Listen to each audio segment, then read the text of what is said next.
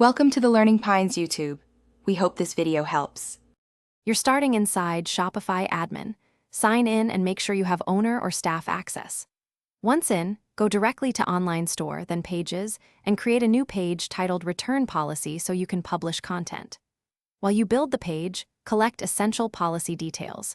How many days for returns, whether you'll refund or store credit, who pays shipping, and any restocking fees, because those choices determine wording and customer expectations. Now you draft the policy content itself. Use clear sections for eligibility, process, refunds, shipping, and exceptions so customers scan quickly. You can paste Shopify's default return template and customize wording, or write your own plain language rules. Keep sentences short and active.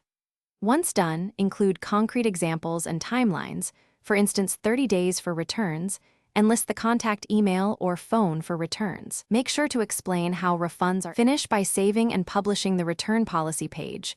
Then go to Online Store, Navigation, and add the page to your footer so it's visible site-wide. Next, link it within Settings, Checkout, and Shipping, and update email templates and order confirmation messages to reference the policy. Once published, test the link on desktop and mobile, and brief customer support on the exact steps to handle returns. Troubleshooting tip: if links fail, clear theme cache and republish navigation. Confirm page visibility in Theme Editor. Thanks for watching. Consider subscribing if we helped you.